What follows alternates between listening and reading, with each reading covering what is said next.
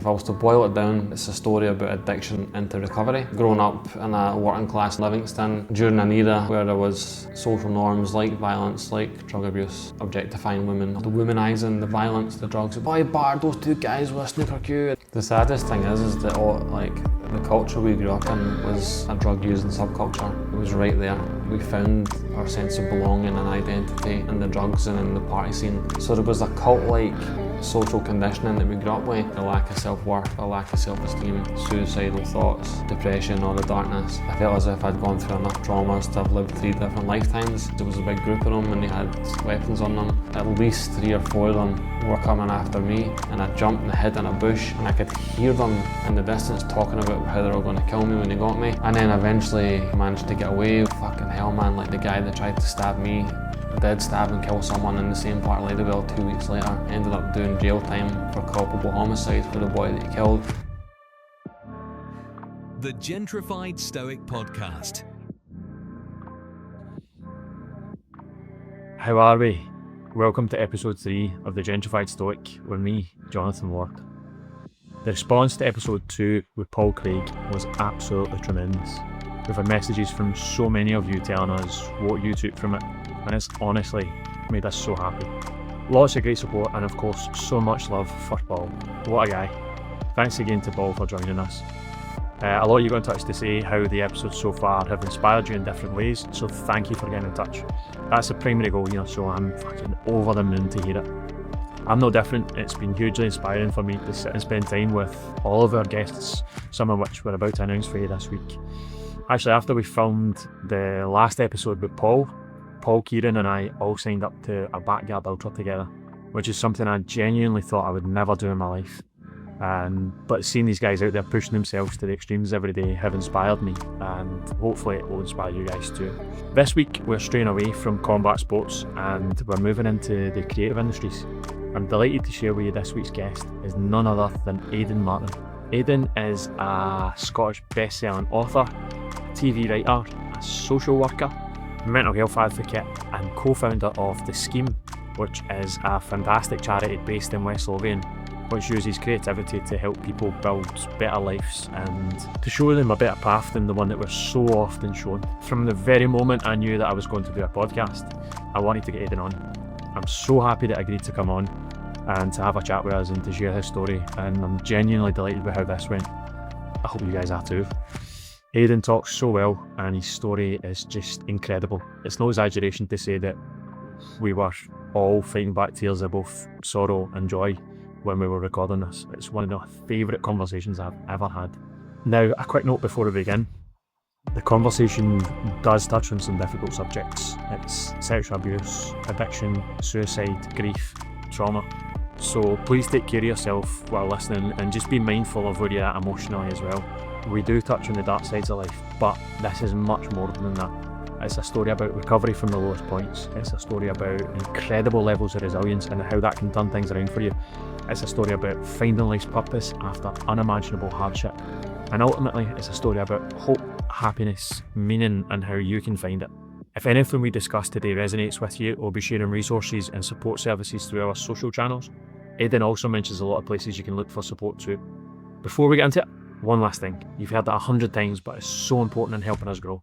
If you enjoy this conversation, please head over to YouTube and Spotify. Like, subscribe, comment, share it with someone who might benefit from it. Anything you can do to interact with us will help us grow it, and we appreciate it so much. This is Aidan Martin.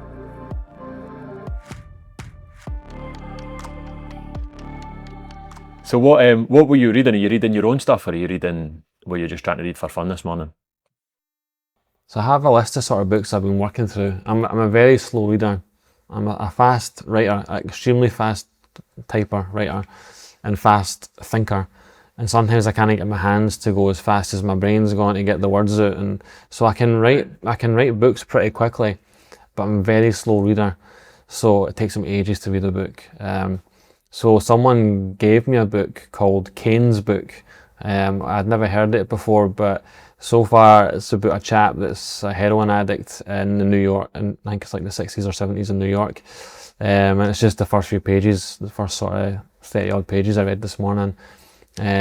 Just finished a book called Jonathan Livingston's Seagull, which is like a story about a seagull that denies the flock, and the flock just wants to be normal seagulls and chase food all day, and this other seagull wants to fly and fly faster and faster and do more than what he's sort of conditioned to do. So someone gave that to me as well, so I read it. I've kind of got this thing where if someone recommends or gives me a book, then I have to read it. Right. Because I feel like, not to sound too woo-woo, but I kind of believe in a higher power, and I kind of believe that if it's been recommended to you, then you're supposed to read it. So this book I'm reading now, I'm just getting to grips with what the story is about. So an addiction story. Ah, right, okay. And I had actually been recommended this Jonathan Livingston Seagull book in the past as well, and it's on my long list of books that people recommend. So where does it go? That's obviously the seagull tries to detach for the pack. Where does it go? Because it seems like if you've been recommended it and someone's mentioned it to me, it must be quite powerful in people's lives then. It is. It's a very short book, and it's got like illustrations throughout it as well, pictures of seagulls. I think my understanding of it is it's literally a story about how I think we're all conditioned to just have limitations, and because the rest of the flock are sort of saying to Jonathan, well, we're not supposed to fly at 200 miles an hour, we're not supposed to do different styles of flying, we're supposed to find out where the food is and just spend the rest of the time sitting. We're not supposed to fly around for fun or for growth or anything like that. And then so this seagull Jonathan disagrees with it and wants to fly, but at first he's kind of arrogant about it, and he's got elders that also broke away from the flock that gave him advice about, you know, chasing his dreams but not being reckless with it. So I think it's full of analogies about not just doing what we're conditioned to do, what we're socially conditioned to do, and being brave enough to chase doing something different. And sometimes when you do that, the flock are going to treat you like an outcast because you're doing different to them.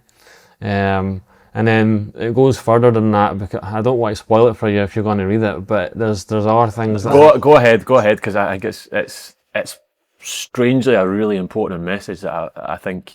When Jonathan Livingston Seagull dies, immediately when he dies, he goes into a different world. It's a different level, and so the flying's more extreme and etc. There's our guides there and people giving him wisdom.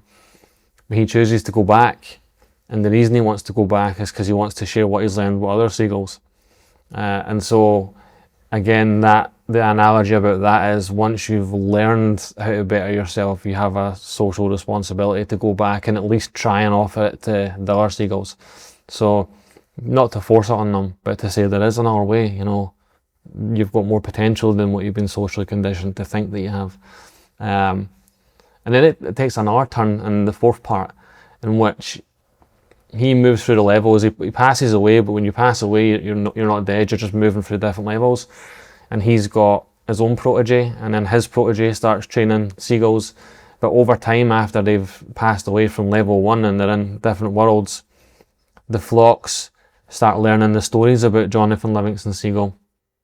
And rather than doing what he was teaching, which was to have self-expression, they start turning him into a symbol. And then they start banning flying, because they're like, almost like, they turn him into like a Jesus-like figure, and he never wanted that. He didn't want to be exalted. He just wanted to be someone that gave back. So they start to symbolize his name, and then they get to the point where they start banning all the things that he was trying to teach, because they're like, oh, it's like blasphemy if you try and fly like Jonathan Livingston Seagull flied. And again, I think it's social commentary on like theology, like religions and things, about how sometimes we can lose the teachings and we can get obsessed with the symbolism, and then all the different rules that we bring in. So I mean, it's for a 4-part, quite short story about seagulls. It's quite philosophical. It's good. I enjoyed it. Amazing, and I love the first part there, which I guess is something I wish that you could teach to all young people, is especially in the sort of modern day, where, I mean, I've heard you talk about it yourself, but we come from towns, right, where everybody wears the same thing, everybody does the same thing, and then that just, you know, forms masses of adults that are doing the same thing and conforming and scared to sort of step outside of their box. And I mean, how much of life lives outside of that box, right? I'm touching on that in the new book that the manuscript I've just finished, that I've sent off to my agent. One of the things I'm touching on is that when I was growing up, especially for boys, one of my earliest experiences with creativity was writing poetry, but I kept that to myself because we boys didn't write poems where I came from. I grew up in Ladywell, and in the 90s, I was, born in 1986, so the 90s was my kicking around period. And one of the things I talk about often is how stigmatizing it was if you had your right ear pierced, or if you grew your hair long as a boy.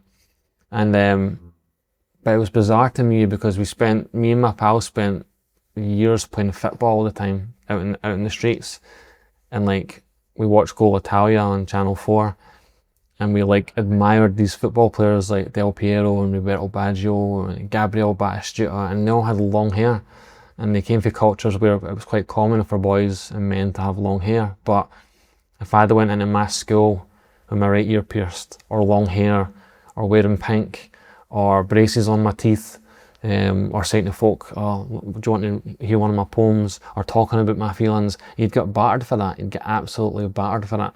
So there was a cult-like social conditioning that we grew up with. And the strangest thing is, I don't recall any of us deciding these rules. They just were. Yes. They just were there. And I think it's taken a long time. Like, a lot of the guys I grew up with, most of the guys I grew up with are really struggling badly. But other guys I grew up with who at different points were part of that cult-like way of thinking, are starting to express themselves, and then they're in their 30s and 40s and they can finally express themselves. So that was only in hindsight looking back, and I see how bizarre it was growing up like that. I couldn't agree more, and I think if I think about people from my sort of own life that were willing to step outside of those sort of social norms, I don't know if that's what we would call it, but they were willing to step outside. So for example, if they were willing to join a band or willing to learn a guitar, they were never cool until they really were cool. And you're like, how much determination and how much did they have to just live going against the norm until they eventually got this acceptance? Because, I don't know, they played a cool gig or they released an album, or I mean, someone like Lewis Capaldi, who's obviously came out the area that we come from as well, this region. But they have to go through that whole being different, growing their hair long, picking up a guitar, going to music, spending a night studying when we're all out drinking, and it's just no cool until it is, which is just incredible. The saddest thing is that the culture we grew up in which it was the cool thing to be wasted all the time and fighting all the time, and how many words can I pull, and all this kind of nonsense that we thought was normal. A lot of the boys I grew up with, who I love dearly, are still trapped in that way of life, and now it's seen as quite depressing and sad for guys at that age to still be clinging on to that. But at that time, that's what we were told. I mean, I talk about this a lot. Me and my pals, most of us didn't know our biological fathers. Most of us left school. Most of us left our high school in fourth year with no qualifications, no aspirations, no direction, no future. Certainly no chance at owning a car or a house or travelling the world, or no social mobility to think of. But what was waiting there was a drug using subculture. It was right there. It was right there, and then we found our sense of belonging and identity and togetherness and unity and culture in the drugs and in the party scene. It was like Peter Pan with a habit, basically, and never grown up. No, it's incredibly true, and it's. I think it's quite a good point to lead on to the work that you've done, because I was introduced to your book, Euphoric Recall. My dad gave it to me actually shortly after it came out. I don't know if there was a message in there, but I remember, and it probably wasn't consciously, but I do remember thinking that books were only really supposed to be written by people from far off lands. Authors were these very mysterious people. I'd never met an author, How does a lad from Livingston and a lad that grew up in the culture that you grew up in end up writing one of the most powerful memoirs that I've ever read? Ah, that's very kind, man. Thank you. It's funny you should talk about that, because another thing I say is, if I had grown up saying to folk, I'm going to be an author, I'm going to be a published author, like, you would be seen as being above your station. It would be seen as a cocky and an arrogance, and again, it would get beaten out of you. For me, the writing part of it started when I was young, teenager, feeling suicidal, and it was a creative outlet. And what inspired me to write was Kurt Cobain and Eminem. They were two artists that I actually fell in love with their music. I loved the way they could take their pain and create something beautiful with it through lyrics. I'm nowhere near talented enough to be a musician, but what I felt I was good at was writing down my feelings through poetry. Kind of kept that to myself, and then I was in a life of addiction, and then I got clean or sober, drug-free. People have different words they use for that, but clean, sober, drug-free at the age of 32. This is going to sound like pure fucking woo-woo, but it is the truth. I'd written my granny's eulogy. My granny passed away and I wrote her eulogy, and I said her eulogy at the funeral, stepped off the podium, and I just got this overwhelming feeling that I could only say I've translated into words, and it was like, write a book, write a book, write a book. And I know when I say that, some people must think, what a lot of shite, but that's exactly how it felt. It was like I was being told, write a book. And I just went home, opened up a Word document and started writing, and I genuinely had no idea where it would lead. I had no idea what I was doing. I didn't know anything about genre, I didn't know anything about structure, I didn't know anything about pacing, I didn't know anything about writing hooks, I didn't understand anything about the industry, nothing. I just knew I wanted to write something, and then it was when I started writing that I eventually had something, and I was like, right, what is this I've got? And I started researching, realised it was a manuscript in its raw form, realised it was a memoir. I wanted it to have 12 chapters to be symbolic of the 12 steps of recovery. So then I figured out what the word count should be. I think I googled that the word count for a memoir was about 60,000 words. So then it gave me an idea of what each chapter should be, and that was it. It was just a pure learning experience. It all started with that feeling I should write a book and my grand's eulogy after a dinner eulogy. Amazing. So interesting to hear. At what point did you think that your life was worth telling a story about? I think everybody has this feeling that what we experience is just normal for everyone, but of course what you were going through wasn't normal. It's what you've been through is quite incredible. Was there a stage you thought, this is something that I want to share with the world? So sharing started by going to recovery meetings, so like going to Narcotics Anonymous, and it's quite common for you to share your story, little snippets of your story. So I started getting used to talking about my experiences, and then because I'd been a student at West Lothian College, they asked me to come back and speak to like new students just about my experience into college, and I loved that college. It played a massive part in my healing and my journey. And so I would go to the college and I would do talks about my time at college, but because my addiction was also happening during college, I was getting periods of sobriety but lots of relapses at college, I spoke about that in these talks as well. And it was the reaction people were giving me in the room. Without trying to sound egotistical, I could tell that they were hooked on what I was saying when I was talking about it, and they were asking me questions at the end of it, and I was getting asked to go back and do more talks. So it kind of like, I guess you could say that was the beginning of me telling my story without even meaning to do it. I was getting asked to go to college and provide these talks, so that's when I started talking to an audience out with recovery rooms, an audience like the general public, about what I'd been through. And then it coincides obviously with my gran passing away and having that feeling, and then I think I just thought, you know what, I think I've got something here. I think I've got something that would be worth writing. Incredible. And for those that won't have read the book so far, would you mind telling us a bit about that story? Aye. I say somewhere at the start of the book, and we've spoken about this, that I felt as if I'd gone through enough traumas to have lived 3 different lifetimes. Initially, like if I was to boil it down and simplify it, it's a story about addiction into recovery. But there's more to it than that. So if I was to boil it down, Euphoric Recall is a story about someone going from addiction into recovery. It was hard to kind of decide what blurb to use for it because there's so many different aspects of it. And I wanted people to understand that I was more than an addict. But I went through loads of different traumas, and the first one would be the attachment issues for not knowing my biological father, because I think that really set me on a path. Then addiction. The first addiction was picking up porn as a kid, and then alcohol, cocaine, different drugs as well, but certainly cocaine was the one that really gripped me. Discovering the internet when it first came around in chat rooms, and got chatting to an older man who came from Burton in England, and started chatting to him for about 13 or 14, and then he came up to meet me when I was 15 years old, and for a few years after that. So it deals with that as well. And then my brother Declan getting cancer and passing away.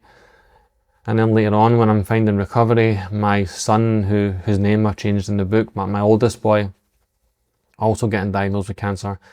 So the two different cancer journeys. My brother's was a rare soft tissue cancer, and we knew from the very diagnosis that he was going to pass away, whereas my son had a curable one. So two different cancer journeys, but all of that packed in, as well as growing up in a working class new town, Livingston, during an era where there was social norms like violence, like drug abuse, like objectifying women, all these different kinds of attitudes. So all of that packed in, and the thread all the way through for me is the addiction to recovery journey, though, if I was to boil it down. Incredible, and so much in there. So at what stage in it, what feelings lead you to start in those addictive behaviours? I don't think at the time I was aware of the feelings. It's only now that I've done a shit ton of therapy, and I've been in recovery and done the 12 steps and life experience, and I went into education, and done some degrees, and I've got a lot more knowledge now about what I suffered from. But I think if I could really narrow it down to the thing that started it all, it was definitely attachment issues to not knowing my biological father, and a lack of things, a lack of self-worth, a lack of self-esteem, a lack of self-belief, a lack of confidence, and again, a lack of direction and purpose and aspirations. So a lot of it was a lack of things, rather than, when you first pick up a substance, yeah, it makes you feel 10 foot tall and confident and gallus and all that kind of stuff. But really it was taking away all those things. It was taking away a lack of self-worth, a lack of self-esteem, suicidal thoughts, depression, all the darkness. So it was removing those things, and that was where I got hooked on it. I discovered porn as a 10-year-old, and it was VHS tapes, and it was quite common, for family members to have tapes, and, you'd find them somewhere. So it wasn't like anything sick or illegal that I found. It was just hardcore porn.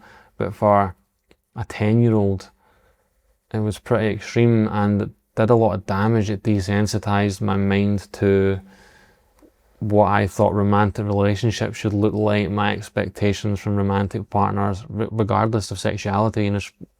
Your expectations of what that looks like are damaged from an early age. And also, the dopamine hit you're getting for that, and that being your first coping mechanism. The earliest coping mechanism I had was those tapes, and then by the time the internet comes around, you've got access to it then too, and then these chat rooms, and so those things combined, not knowing my dad. I really hated the high school I went to, and I can't speak for other people who went there, but for me, it was a place of fear. It was a place of surviving. It was a place of bullying. It wasn't a place of growth and education and learning. I only got that when I went to college and university years later as an adult. So I left school thinking I was an idiot. So there was loads of things, lots of different variables combined that kind of led me on that path. But I was 13 when I first discovered alcohol. You know, it was a lad that was in my drama class. His dad had a corner shop and he could get us half bottles of whiskey and vodka and Buckfast and all sorts of stuff. And we'd get White Lightning and Merrydown and MD 2020 and all your usuals. And it was so normalised because loads of us were doing it. We were all hanging about doing it. So for such a young age, like I'm 10 years old, I've discovered porn. I'm 13, I've discovered alcohol. By the time I'm 15 or 16, it's Eckies, speeds and weed. And then between 17 and 18, somewhere there, it's cocaine. So the escalation, you know, it's gone up and up and up. And before I know it, I'm a using addict. And I didn't even realise I was an addict. And as you say, it's such a sad thing to hear from your own point of view, but in general, like that, I think you're maybe are on the younger years, but certainly 14, 15, it's not young to be doing these things in the towns that we come from. And so if someone's listening to that and they don't think that is incredibly young, and they don't, what does that do to a 13-year-old mind to be starting to use these substances? I mean, I didn't know who I was at 13. God, I wasn't ready for anything adult at 13. Substances are a very adult thing. You know, there's countries in the world where, like America, where you're 21 before you're supposed to drink legally. I think the damage it caused was very extreme to, because we weren't like, it's not like growing up in, like, say France, for example, where a child might have a glass of wine as part of a meal, as part of a cultural thing. We're talking, we were getting wasted. We were drinking to oblivion, and that was normalised. And then you're a young person trying to come to terms with all the other feelings you're going through as a teenager. It's hard enough being that age. I mean, my oldest lad, he'll be 13 in August. He's nowhere near ready for even the adult world, never mind substances. Like, I couldn't imagine him having even a beer, never mind knocking back straight vodka and whiskey like what we were doing. It's unthinkable to me to think I'm oldest boy touching a drink, but for us it was normal. So I just think it was damaging for mind, damaging for body, damaging for any future, and it was a social norm. It was completely normalised. Agreed, and it's sad that it is. As you say, you feel. I felt like I was a man at that age, and it's not until you're older you realise just how innocent and how fragile your mind is when you're that age. I think that's the best word, by the way, loss of innocence. Yeah.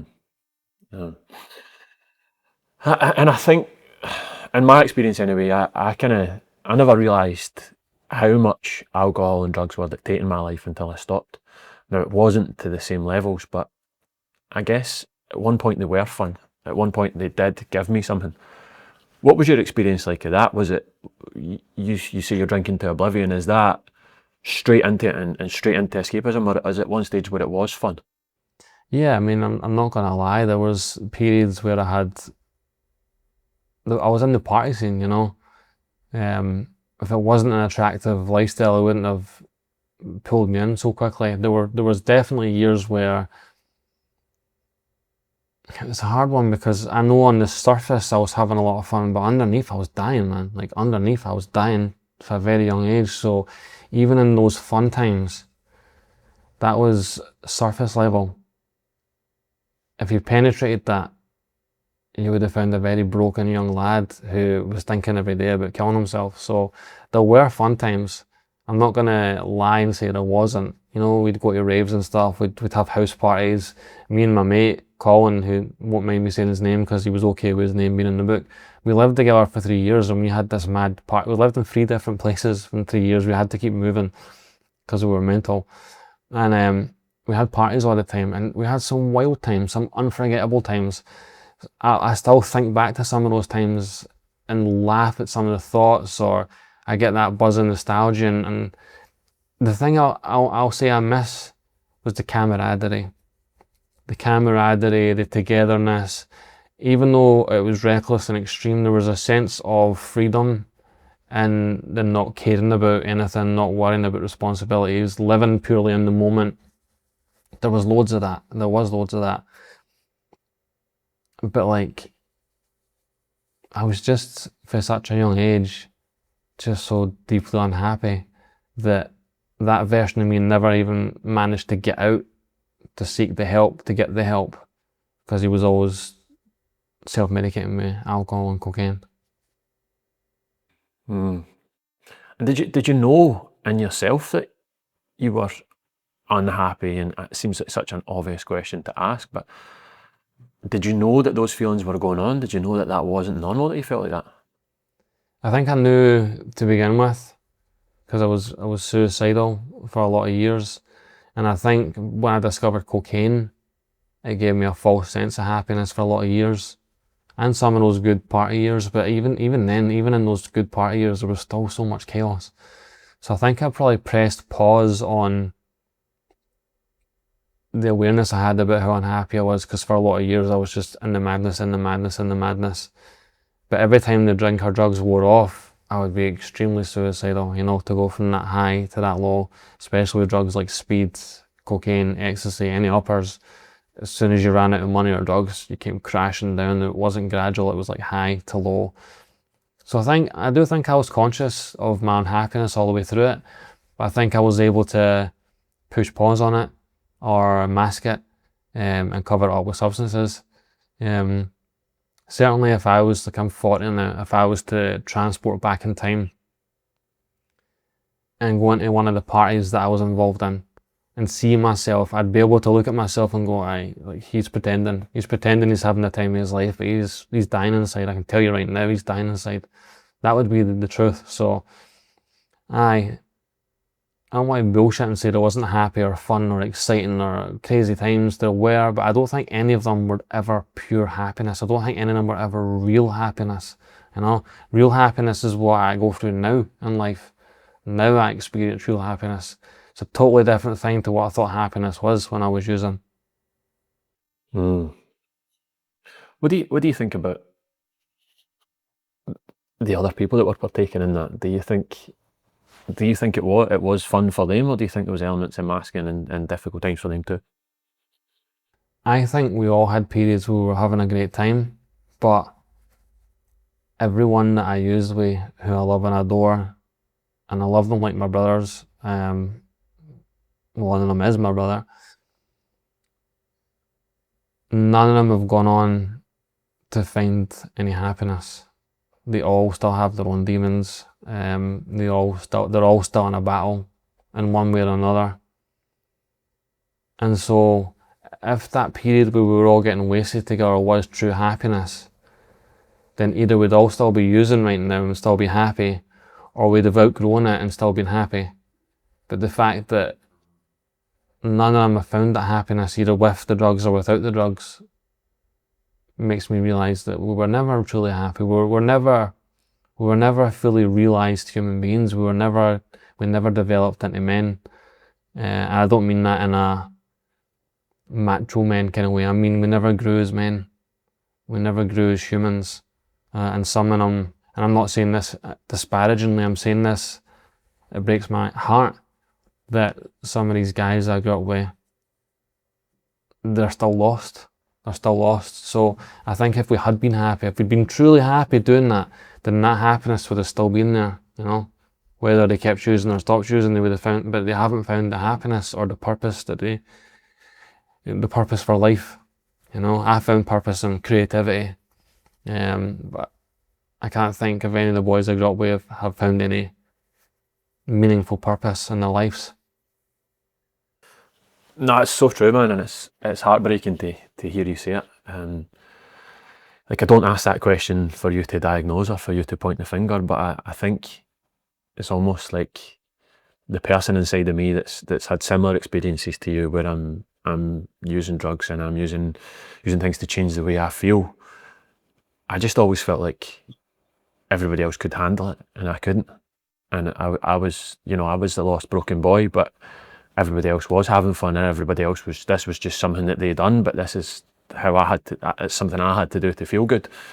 And then the more I sort of step away from it, the more I battle with that, because you don't want to say to these people, listen, you're actually not having fun, there might be something deeper there, because some of them are having fun, some of them are not. But again, it's that heartbreaking way, because if you could just show them what life can be when you find that meaning beyond substances, and I don't mean for everybody that was using it, not everybody's using it at the same level that I was or that you were, or, and even you and I have been at completely different levels, but as I say, it is quite heartbreaking to think that some people will never find that actualization.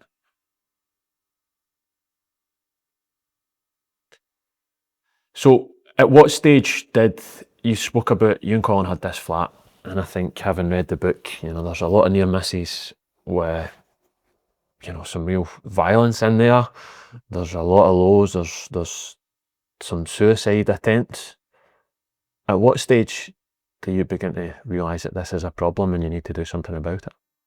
It was again, this, I hope this doesn't sound blasé, rolling off my tongue, but I've spoke about it that many times. I was almost murdered in Ladywell, and I'm not saying that to sound like some big gangster or something. I certainly wasn't at all, but I had issues with some lads, and I was in a bad place in my life, they were in a bad place in their life. And there was one particular night, and it was in Ladywell, and the lads had chased me and my brother, and me and my brother both ran different ways because there was a big group of them and they had weapons on them.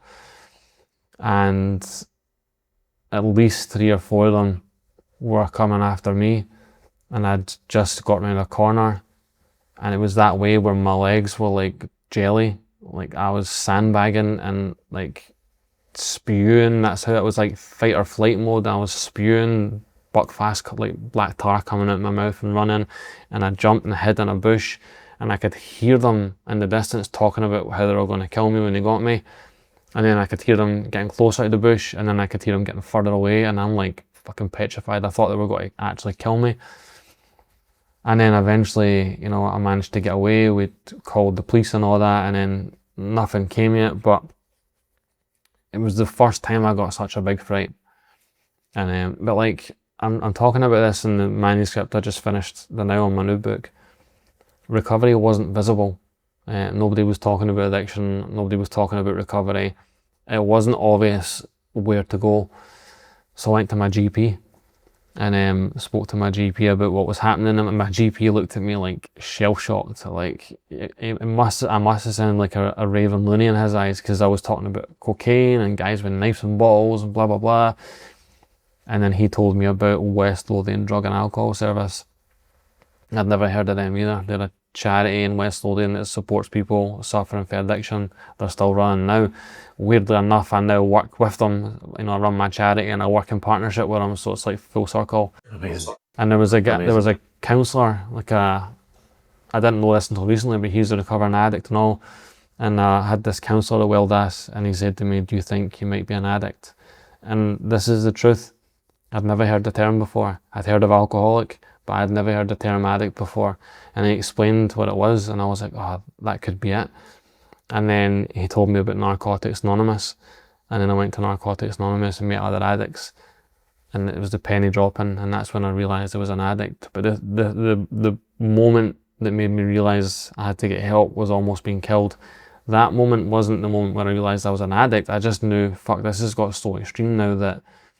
And then I've missed a bit out. The reason why that moment was so scary was because about 2 weeks after the incident with me and the guys, some of the same guys got in a scuffle with another guy and did kill him.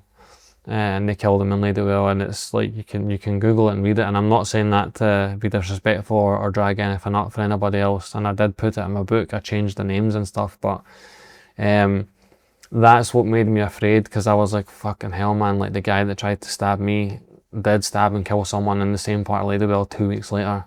The boy that tried to kill me, like the main instigator, there was about 3 of them, at least 3 key players in it.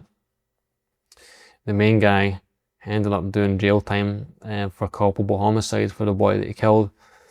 And he contacted me a few years after the book came out, and just by Facebook Messenger, and just was like, "Oh, I heard him in your book." And I was like, I'm sorry. I was like, but like, you tried to kill me, and I was telling my story and I didn't use your name or anything, but I guess locally people know who I was talking about. But we spoke and we were cool with each other, and I offered to meet him for a coffee. I was like, man, I said, I've got no grudges. We can meet for coffee, we can hug it out. He's never felt ready to meet me for a coffee yet, but that's an open invitation. I've told him that. I've said, anytime you're ready, we can meet, we can chat. I'd love to sit down and talk to him and explain to each other how we both got so bad in our lives that we ended up in that situation. You know, I've got no blame at all. Because I hurt a lot of people and I did a lot wrong in my past. So at this point in my journey, all I care about is understanding the why of things. But yeah, to get back to your original question, it was that night when I was almost killed, and then 2 weeks later when someone was killed by the same person, that it made me really scared. Like, I had real fear. I was like, fuck, I'm gonna end up dead if I didn't sort this out. And through that triangle of referrals, so GP referred me to Welldass, referred me to Narcotics Anonymous. It was the first time in my life that had happened. I'd bounced in and out of hospitals and stuff, and different times I'd end up face to face with the system, but nobody at any point had ever said, by the way, trauma, addiction, mental health, psychology, counselling, rehab, nothing like that. It was always kind of like I ended up in A&E or woke up in hospital and then stepped back out into society again. So seeing the GP, getting referred to Welldass and getting told about Narcotics Anonymous was the first time in my life that had ever happened. So I didn't have the information before about addiction. I didn't know about recovery. I didn't know about any of that. So it was life-changing. I didn't get completely clean instantly, you know, but it was the beginning of that turning around for me. Amazing. And that's got to be the very definition of a near miss, right? Where that guy is out and he's in that frame of mind where he's able to do that to someone, and it is really just luck or maybe a bit of brawn that you did hide where you had, or that you, but you know, any small detail could have completely changed that night. That's absolutely incredible. So you find yourself, you would have been 30 odd at this time, is that right, Aidan? When I first started writing, I was 32, yeah. So that's when I got clean, and I've been clean ever since. So 32 is when I started to write. Incredible, man. Well done. So you find yourself as this 32-year-old or certainly 30-odd-year-old guy who's spent most of your adult life in addiction and violence. What is your journey to recovery like? Non-linear, definitely not a straight path. So recovery for me was made up of 5 different pillars. And this is a wee insight to the book that I've just finished writing, that I've sent to my agent, and I'm hoping we can find a publisher and get it out there. Because the question I get asked all the time for folk is, oh, how did you stay stopped, and how did you turn your life around? And there's so many people struggling, so I get asked all the time about how someone they care about can turn things around, and I'm like, well, I can only tell you what worked for me. I'm not saying people have to do like for like what I did, but these are the 5 pillars that changed my life. Number 1, recovery fellowships. They're not for everyone, I totally understand that, but it worked for me. Cocaine Anonymous, Narcotics Anonymous, Alcoholics Anonymous. Now I ended up going more to Narcotics Anonymous, not because I think it's any better than the others, it's just they identify all drugs, including alcohol, as a drug, and they use the term addict. Alcoholics Anonymous is more about alcohol, and then Cocaine Anonymous, there's kind of, they say both, and they say alcoholic, addict, alcoholic.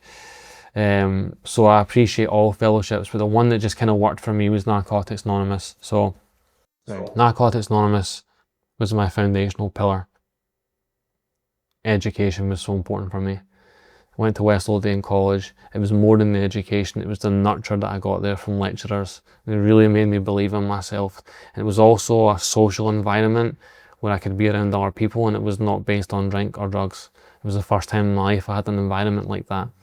And I was also studying subjects I was passionate about, like sociology, criminology, psychology, which, you know, recovery has 2 sides to the coin for me. On one side is I need to be accountable for my choices. On the other side of the coin is society has to be accountable for the conditions it creates addicts. So Narcotics Anonymous was helping me stay accountable for my choices and letting me learn about my part in things. Education was teaching me society's part and things, and helping me understand my dad better, and helping me understand all the boys I grew up with, including the ones I had trouble with. So 2 pillars already: education and recovery. Therapy was so vital for me. I got little pockets of therapy here and there. So when I was at college and uni, you could get free counselling sessions, like 6 to 8 sessions. So I would take them, and they did short bursts of work, but what I really needed was a psychologist, so I could look at past traumas. And after years of trying, I got one on the NHS. Was not easy. And I was able to deal with the 2 biggest traumas from my past that were constantly tripping me up. One was my biological father not being in my life, and the other was the grooming and the abuse I had suffered at the hands of the older man that came out of England. And I can come back to that in a second, but therapy, education, and recovery. The other 2 pillars for me were volunteering. I got involved in volunteering. When I was in Canada on a mad drug-fueled stint, I actually did a bit of volunteering, and it really helped me build up my self-esteem, my self-worth, gave me a sense of purpose and structure. I volunteered in a homeless hostel over there in a place called Kelowna. When I came back to Scotland and I was doing my education, I volunteered for Victim Support Scotland, and I volunteered in the witness service at Livingston Sheriff Court.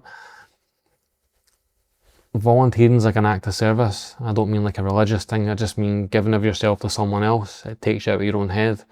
It built up my CV, it gave me positive contacts, it gave me structure and routine, and it helped me build skills like being trustworthy and reliable and all these different things. So volunteering was a huge part of my journey. I spent years volunteering. And then the other one was creativity. Reconnecting with creativity again, because the drug I was chasing all my life was creativity. I know that sounds cliche as hell, but it really was. Creativity was what I was always supposed to do. And if I hadn't have, both made bad choices, but also grew up in an environment where substances and other dangerous things were so readily available, I think I might have discovered creativity, but nobody like at school or in the streets I grew up in was talking about, oh, you could become a musician or an author or this or that. It just wasn't happening. So when I discovered creativity, I discovered my drug. I discovered my why, the thing I love the most. So those 5 things combined is what got me clean, sober, drug-free, and kept me that way.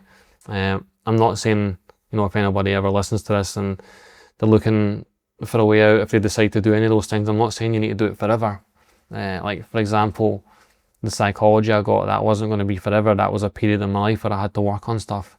Same with recovery fellowships. I don't think people have to go to them for the rest of their lives. Some people do, and that's great. Same with college and uni. I went to uni 3 times and got 3 degrees.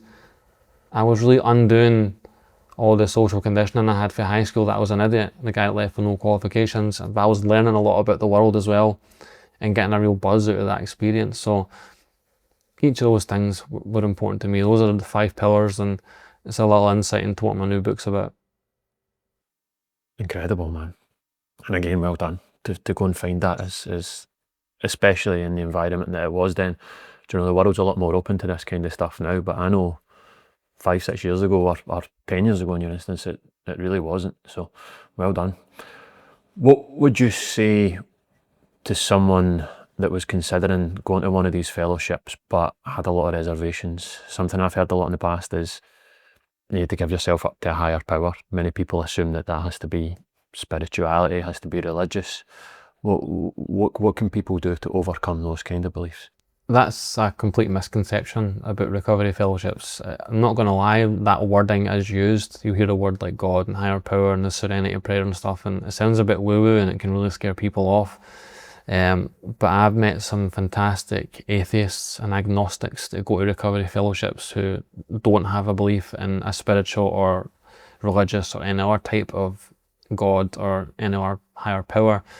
One of my friends, who I call him Dr. Fred in my book,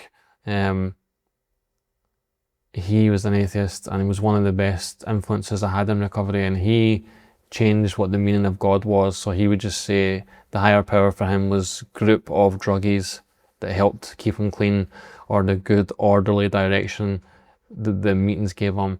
Handing yourself over to higher power is basically just saying, I couldn't stop on my own, I need a power greater than me to stop. That power greater than you can just be the other addicts in the room, It doesn't have to be this religious thing.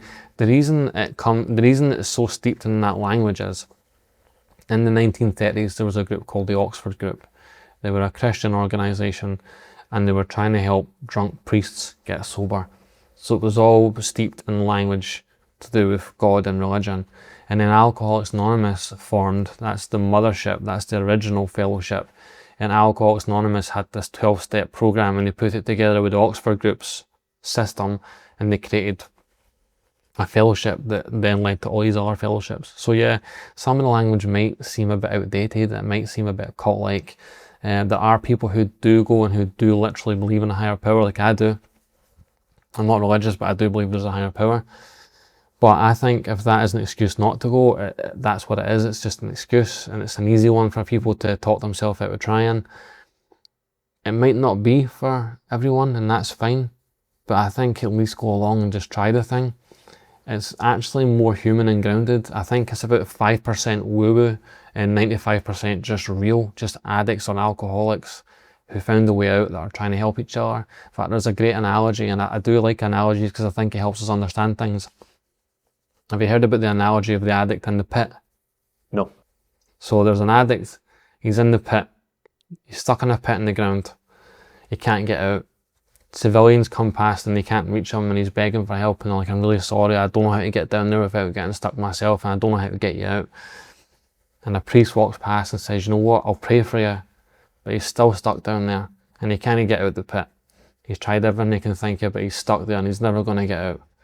Then out of nowhere, this other guy jumps in the pit with him, and he's like, what the fuck are you doing, man? We're both stuck down here now. Like, how are we going to get out? And the other guy laughs and says, don't worry, I'm an addict and all, but I know the way out because I'm in recovery, and there's a secret door, and he opens it and says, follow me, and he takes him out the door and takes him out the pit. That's all recovery fellowships are. It's just other addicts helping other addicts to get well, and the reason they're, I guess, qualified to do it, not in a therapeutic way, qualified to do it, is because they've also been there and they know what it's like to be a using addict.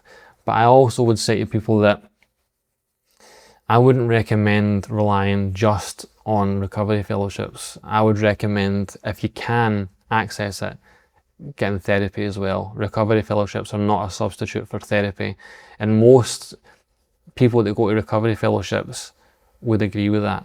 You know, I've never came across anyone that says, no, you must only do it like this, and you can't get therapy, and you can't use education. Most people I've met from recovery fellowships are of the understanding that the fellowships are massively important to their life, but you have to have other things in your life too. They help you on your journey. So I am aware that it's not for everyone. They're not perfect. They're not perfect. Nothing is. But my God, have I seen it change so many people's lives. Have I seen so many people turn their lives around through going, and mine as well. You know, there was no state-funded support available at that time. At that time, the Scottish Government had cut all the recovery services, or not all of them, sorry. That's too much of a generalisation. They cut a lot of their recovery services. They cut a massive part of their budget. They are doing a lot now to try and address it and turn it around, and they've actually been a fantastic support to organisations like mine. To the point of making it, at that time, recovery fellowships were saving people and there was nothing else. There was nowhere else for folk to go. So I would consider recovery fellowships as an option. Not the only option, just an option. And rather than ruling it out because of hearsay, go along and see what it's like. If you still don't like, go along for a month. If you still don't like it, at least you can say you've tried and then try something else. But don't rule it out because you're worried about terminology. The terminology is just the old-fashioned part of it. The real part of it is this grounded human thing where really good people who have found recovery are freely handing out to our people and just trying to help them. That's honestly all it is. Incredible. No, I really appreciate that. And I think similarly, your second pillar was education. Now, you'll be able to explain this greatly, but you come out of school and you say, I was rubbish at school, I was led to believe I was an idiot, right? So if someone's sat in that position right now, that you're telling them to go into education, their only experience of education has been treated like an idiot, being told it doesn't work, being told that, you know, being pushed into whatever they're pushed into. Why is that different at a later stage? Well, the first thing is, I think people underestimate that their life experience is their greatest qualification. And if they're going into like college or uni, and maybe they're a bit later in life, they're taking that in with them, they're taking this life experience in with them, and it gives them a good head start straight away. But it's also a different environment. It's an adult environment. I don't mean that it's just older people, because there's people that come straight from school. What I mean is, for the most part, the people at college and uni actually want to be there. I think a lot of schools, well, certainly in my school, there were loads of kids from socially deprived areas all packed into the same school. And I think some of the teachers were burnt out. And Totally.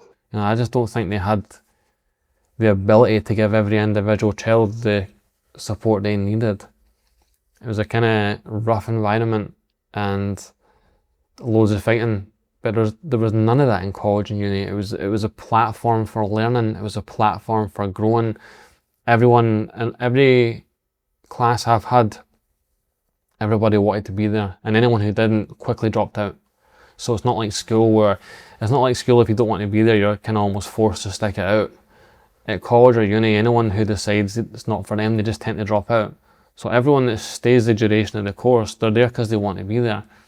I am not naturally academic, genuinely not naturally academic. Never even thought I would go to uni. I got turned down for the first uni I wanted to go to anyway. I wanted to go to Edinburgh Napier, and they turned me down because I never had maths for school. I got offered a place at Glasgow Caledonian, and out of a crisis comes an opportunity, because that actually turned out to be the perfect environment for me, and I got 3 degrees at that uni. So I never, in my wildest dreams, thought I would study. I swear to God, man, no day in my family ever expected it. But going to college was life-changing for me. It really, really built me back up as a human being. And it made me realise that it's not actually the academic smarts you need to complete these things. It's hard work, determination and perseverance, which to some people sounds scary, but actually they're your best friends in disguise. It's been my experience anyway. Incredible, very well said, and again, well done. 3 degrees.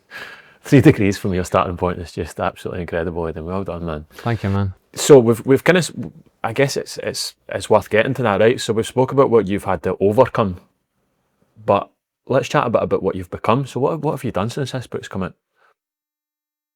Oh, loads of things. Most importantly, I'm a good father to my 3 kids. When my oldest boy was young, I wasn't a good father, and I wasn't a good partner to his mum. I didn't have the tools, and I was making selfish choices based on my addiction. Even though me and his mother aren't together, we've got a very healthy co-parenting relationship.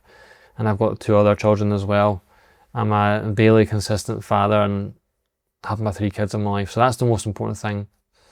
Met a woman, fell in love, got married, bought my first house, got my driver's license in my 30s, travelled, had never gone anywhere in my addiction apart from I went to Canada as a using addict and completely messed up the whole experience because I was just wasted the whole time. But in my sobriety, I've been to New York, Paris, Amsterdam, Prague, Berlin, gone to Cologne in July. So starting to see a little bit of the world. Obviously I got my HNC in social sciences at college, got an honours degree in social sciences at uni, got a master's degree in social work, got a master's degree in television fiction writing. Wow. West Lothian College made me a lifetime ambassador in 2022. I got a literary agent off the back of Euphoric Recall. I got 2 writing grants. I wrote and released a second book, my first attempt at fiction. My second book didn't do as well, but rather than sulking about that, that's what made me go to uni and do a master's degree in television fiction writing, because I was determined to find out what I was good at with fiction and strip away any bad habits, and I got a distinction in my master's degree there, so did really well. Made a TV show with STV called Scotland Stories, Let's Talk About Trauma in 2022. That was critically acclaimed. It was partly about my life and partly me speaking to our organisations and people about the subject of trauma. Done plenty of media stuff, some good, some not so good. The one that stands out was definitely going on Crime Files with Professor David Wilson, who's a guy I absolutely admire. He's a criminologist, and I used to watch all his documentaries when I was wasted and then when I was sober, and I reached out to him when I wrote my first book, and he's gave me so much support. He created so many opportunities for me, like on radio and in TV and writing gigs and promoting stuff for me and giving me advice. And people might only see him as this criminologist just talking about serial killers and all that kind of serious stuff, but he's such a sweetheart. And so I've got to meet cool people like that. I was on Darren McGarvey's Addictions TV show. I was a guest on Darren McGarvey's Fringe show, which was bucket list moment for me, doing something at the Fringe. Even though it was his show, I was still honoured to be a guest on his show. Co-launched a charity with my friend Mark. So Mark did the illustrations for my 2 books. We both grew up in Heatherbank, and round about the time of the pandemic, we were kind of, the drugs death crisis was being spoken about, mental health crisis, cost of living, male suicide, just crisis after crisis. And so we kind of wandered around Ladywell after the success of the book and the TV show and that, and we're like, you know what, we've got a bit of a platform here. Mark's an extremely talented creative as well. I mean, the guy can paint and draw and write and play music. He's like one of those guys who's annoyingly talented at everything. So between us, we're like, what could we do to help people, and what was helpful to our journeys, and what was missing for us, and everything we came back to was creativity, kind of one of those pillars. So we launched at first a voluntary organisation called The Scheme, and we started doing one-off workshops and writing and filmmaking. We got a filmmaker in, and we did painting and all that. And then we applied for charitable status, and we found out we got charitable status as I was filming the TV show with STV. So I just wrapped up a day of filming. I was sitting in a coffee shop drinking a coffee, and then the email came through that we got charitable status, which is a big deal, man. It's hard to get that. And then after that, we applied for funding, and then we got 3 core funders right now. We've got the Cora Foundation, the Robertson Trust, and the National Lottery, all funding us. Amazing supportive funders, and we've had other funders too who we're extremely grateful to that have helped us. So we started full time in March 2023, so we've been running for over 3 years full time, putting on creative workshops all through the week in creative writing. We're doing script writing ones now. We've done filmmaking. We make short films every year. We've made short films. I say we, as in we give opportunities to our attendees to come in to do that. And one of the short films we made was called Pickers, and we made a rap to go with it, and that film won awards at film festivals and stuff. And so we do art, we do drama, we do improv acting workshops, Lego. We did a wrestling workshop with a wrestling organisation. So yeah, me and Mark have been running that full time now for the last 3 years. And I've got a producer attached to one of my scripts as well now. So I'm meeting with her again on Monday to look at trying to get funding so we can make a short film and then put it out to festivals. So loads of creative stuff. Loads has happened. One of the things I didn't expect was becoming a public speaker. That happened kind of organically. So I've spoken in schools and prisons and just with politicians everywhere. I end up in the media a lot, talking, advocating on behalf of addicts that are struggling. So it changed my life. Sitting down at 32 and thinking I'm going to try writing changed my life completely for the better. Incredible, man. And do you know, you said you've had enough trauma to live 3 lives, and I couldn't agree more. What you've been through is heartbreaking and harrowing, but you've had enough achievements for 5 lifetimes as well. That is an incredible list of achievements, Aidan. Well done, man. Thank you, mate. I appreciate that. That's kind of you. Absolutely is. I wonder, in amongst that, is there a point where you stop seeing yourself as a guy that's recovering from addiction, and you stop labelling yourself almost, and you start seeing yourself as this incredible person that's making this difference in the world? Me and Mark talk about this a lot. We describe it as being in the eye of the storm all the time, because we're supporting about 30 to 50 people a week through the charity, and you don't really realise it unless you step to the side. So recently, one of our attendees, who became a friend of ours, got very poorly and he was ill when we met him actually, and he passed away from it. And it gave us, we had an opportunity just to pause for a little bit and reflect and deal with the grief and the loss. And we had overwhelming feedback from people about the impact the services made, the charity alone in the last 3 years, and it gave us a chance, I guess, to really acknowledge the good work we're doing with it. As far as the book and stuff, I mean, my phone didn't really stop for about at least 3 years when the first book came out. And it's never stopped, but I mean, for 3 years it was like constant. And I was hearing all the time from people who were struggling with trauma or people that was worried about their family members. I think it's only really now that I'm able to kind of look at the last 8 years and see, wow, look at all that that's happened. Because there's always been something else to focus on, like the book came out and then I got offered the chance to make my TV show and then the charity launched and, you know, you're having kids and you're got married as well, and so much has been happening, all positive stuff. We don't often get a chance to stop and just look at it all and go, wow, that's crazy. So I've been a bit more reflective recently, and I haven't really, the last couple of years, I haven't really done podcasty stuff either. I've kind of took a wee break for that, and when I spoke to you, I was like, I'm looking forward to now having a conversation again, so kind of dipping my toe back in the water of this kind of thing. Excellent. Well, thank you so much for doing it. So, I mean, this, again, it's amazing you are able to take that time, because a lot of people don't. You know, a few of the guests we've had on have already said that they sort of different, they go into retirement, but they've not taken a chance to appreciate themselves. And I think we're all good enough at shooting ourselves down, so it's good that you are starting to reflect and realise the difference that you're making. So, if someone listening right now feels trapped, whether it's addiction, anxiety, depression, or just a life they don't want to live anymore, do you know, it doesn't have to be this big capital T trauma stuff. What was the first thing that you would recommend for them or tell them? Reach out for help. I know that's probably an overused saying in these circumstances, but I'm not saying it's easy. I understand how tough it can be. I know taking the first step is so hard. I know how extreme an addiction, or even if it's not addiction related, if it's mental health or something else, I know how frustrating it can be when it feels like this system is difficult to navigate. So I want to say all that first. But there's never been a better time now to actually find some source of support. There's a lot more out there now than there was before. I'm not saying there isn't stigma, there's still stigma, but I think it's not as stigmatized as it has been previously. So it's getting easier to seek support. Even if you don't fancy recovery fellowships, there's group activities like everywhere now. Like, not just activities in person, there's stuff online people can do if they're in a remote situation or they can't afford to travel, or, you know, they don't have the accessibility to get somewhere. More and more there are things you can do.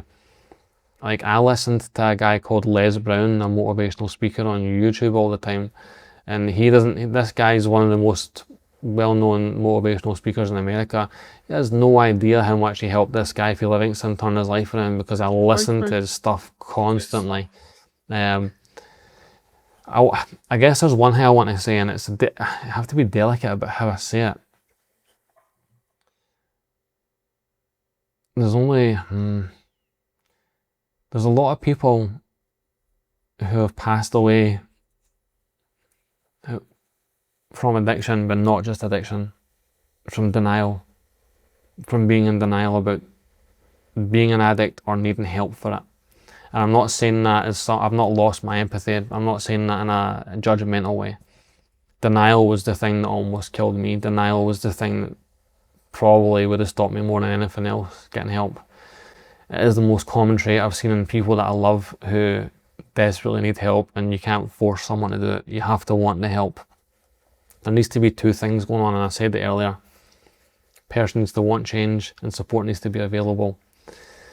I have seen times where someone does want change and support's not been there, so it's been such a difficult thing to watch. But I have also watched support be there and the person be in denial and not take it. So it's tough. It's tough. So if anybody's struggling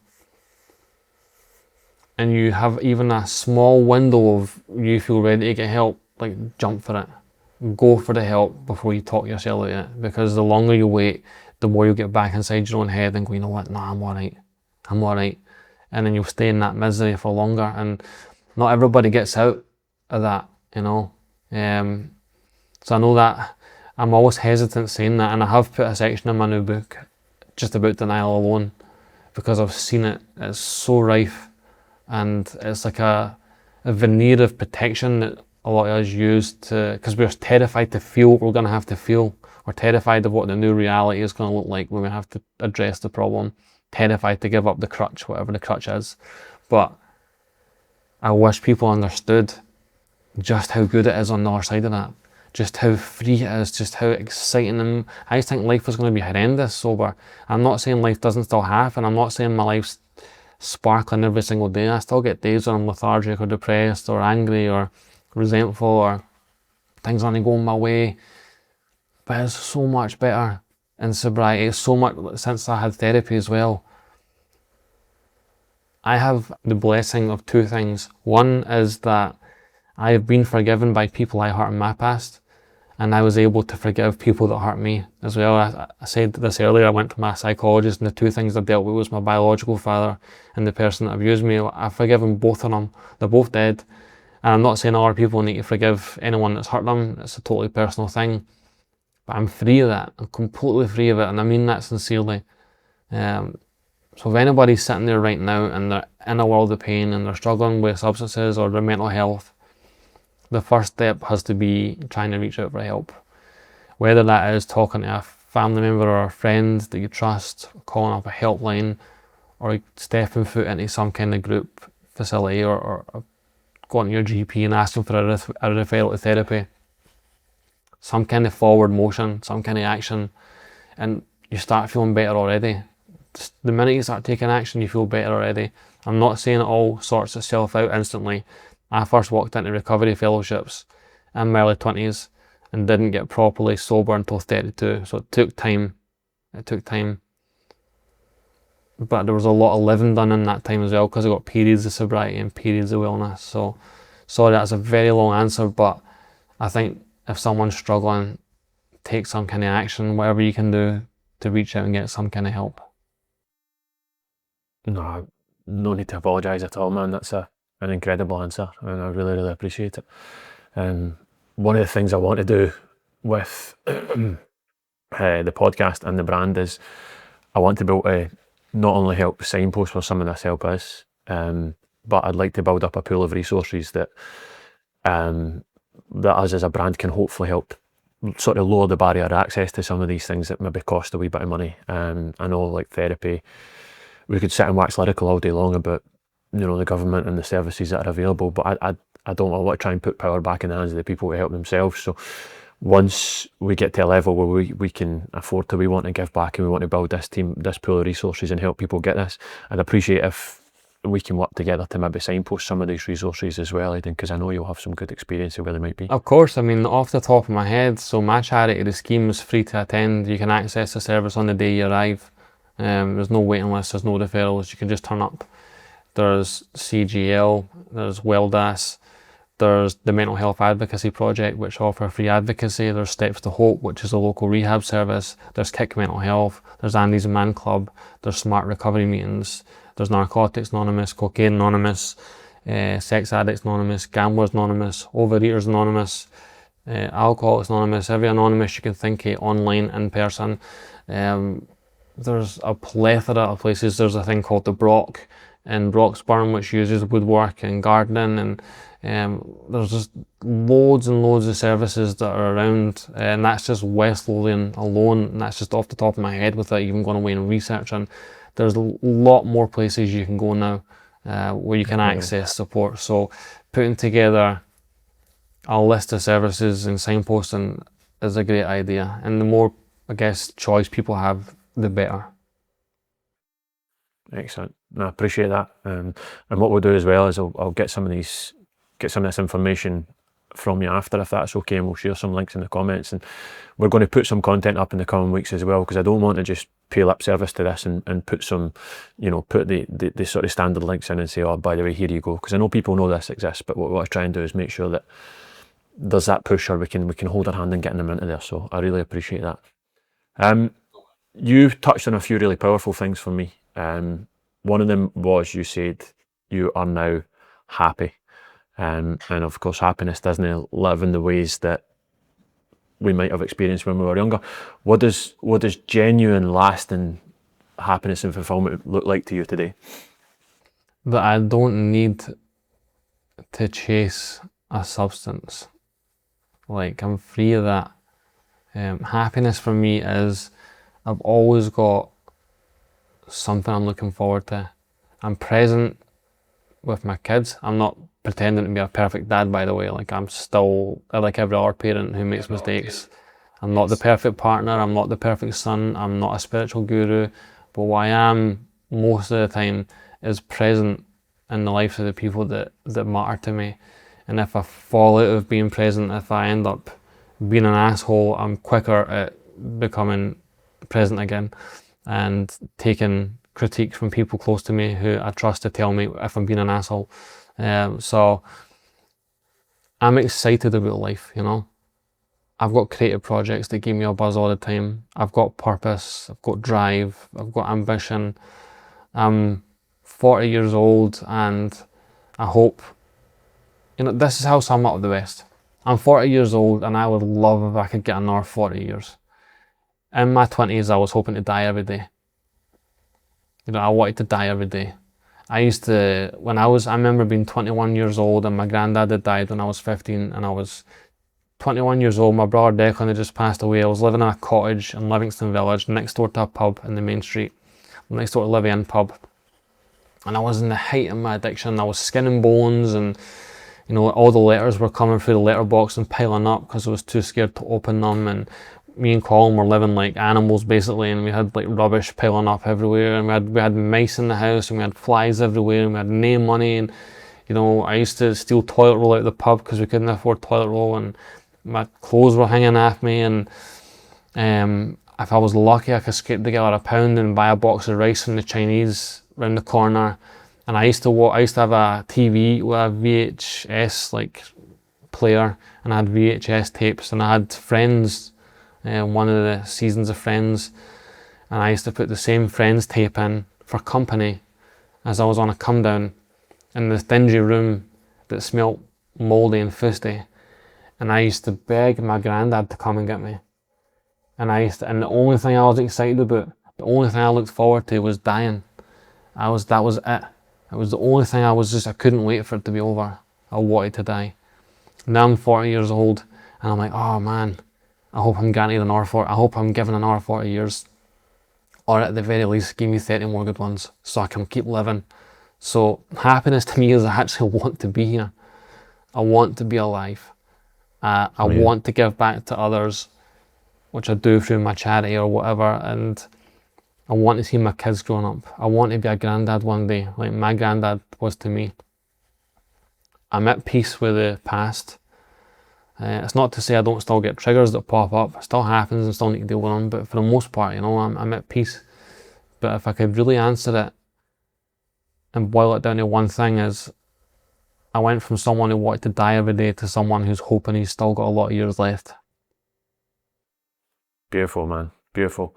And I guess the next point that I felt was really powerful was, I think a lot of us fall into some of these addictive behaviours, and it's not the only reason, don't get me wrong, but a lot of it is bravado. You know, a lot of it is guys trying to prove we can be guys. How many beers can we drink? How many days can we stay up? How many, you know, how hard do we? Whatever that version of that is. What does being a man mean to you today? Oh, that's a good question. That's a good question. It's a tough one because right now, suicide is the leading killer of men under 50 in the UK. It's the second highest leading killer of men under 50 in America and Canada. I struggle with the phrase toxic masculinity. I understand it being used. See, when I watched the Manosphere documentary, I understand the phrase toxic masculinity being used about men like that, about Andrew Tate and people like that, who I just find abhorrent.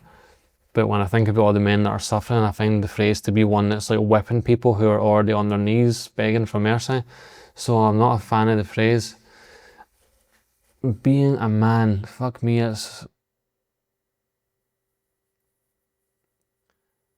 I think being a man's not about what you are, it's what you are not. And I'm not pretending to be someone else. Do you know what I mean? I'm not pretending to be someone else now. So I think being a man is trying to stay true to yourself. I know we all perform at different times around different people. We all have our functions that we go through. I think trying to stay true to yourself as much as possible. And like I say, there was a time last year where I'd been quite insensitive to someone because I was full of my own stuff. But I was able to catch it and I was able to make amends.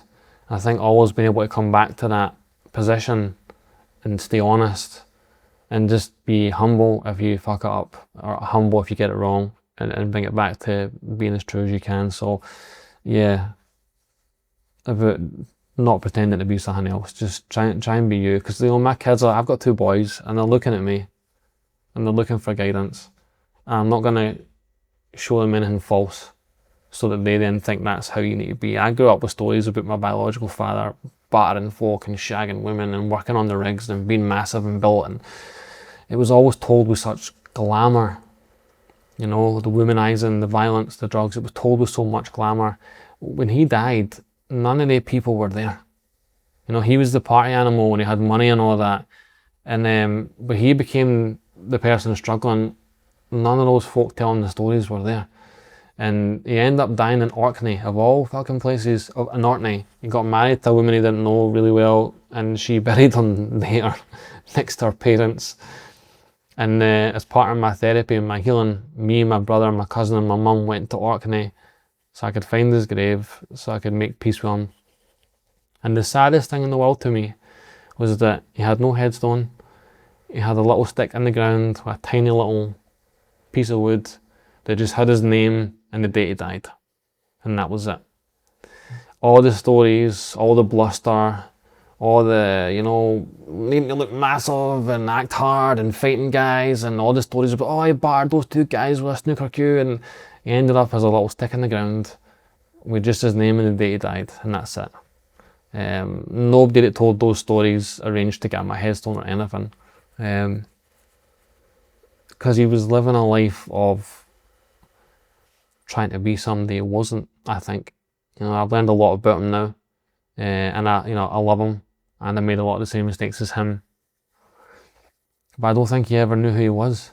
I think he ran his whole life. And ended up in Orkney. And I think the reason his widow tells me the reason he stayed there is because you can't just up and leave Orkney anytime you want. You kind of have to plan it. You have to plan how to get out of Orkney. Before, I think he just ran from place to place. So I don't want to pretend to be someone. I don't want to end up as a wee stick in the ground. Nah, well answered. And I know it can be a minefield of a question for all the reasons that you mentioned, but I think the reason I ask is because you show a lot of it. You're vulnerable. You're willing to admit your mistakes. You put yourself out there for the world to see. You've wrote things in a book that's been read worldwide that people just wouldn't speak about with their closest people, and that vulnerability, I think, is huge in being a man. So no, well answered, man. Aidan, thank you so much. Like I say, when I was handed your book 6 years ago, I never knew there could be offers for Livingston. Do you know what else I didn't know? I didn't know that people in West Lothian said no. I didn't know that you could just say, no, I've had enough of drinking, I've had enough of drugs. And for me, I didn't realise it until I read it again this week, but I read your book 6 years ago, and 4 years ago, I stood up and says no. I said enough was enough. And I wasn't deep in the throes. It wasn't the same level as you, but you made that difference in my life for me, and I know you have for countless others. So thanks very much, man. I really appreciate it, and I really appreciate you. Thank you, mate. Thanks, man. And well done on your journey as well, man. Thank you, mate. I appreciate it. The Gentrified Stoic Podcast. Thank you so much for joining us for episode 3. I hope you enjoyed it as much as we enjoyed making it. It's an incredible journey from a very, very talented guy doing some really valuable work in our community. Thanks to Aidan for coming on to share his story. We were so deep in conversation that I didn't give Aidan a chance to mention his new book and when it's coming out, so stick with us and I'll share details of that on the socials. I've spoken about this a few times and Aidan and I touched on it on the podcast as well. I want this podcast to start with good conversations that I hope will inspire you. And of course, if we can get this to where I dream we can get it to, then I really want to help invest in helping people. If you are struggling right now, then please reach out to one of the places that Aidan suggests. I know it sounds really daunting, but I promise you that taking that first action is far easier than staying where you are. It could change your entire life. Look at what taking bold steps has done for all of our guests so far, and they are no different to you. Please believe in yourself and make a positive change. For everyone else, the boring stuff again. Please like, subscribe and share the video. Let us know what you thought of it and how we can make future episodes suit you. You're making a big difference for us when you do it, so please take a minute and just hit that subscribe button. As you can see, we are over in Australia at the moment. I'm sure you didn't think that I was still in Bathgate. We're working really hard to bring you some exciting guests over this side of the pond. If you've got any suggestions on who you would like to see, then please let us know in the comments and we'll do what we can. For now though, take care of yourselves, go out and do the shit you always have wanted to do, make this week a winner. But whatever happens, stay tuned and I'll see you on the next episode. Thank you so much.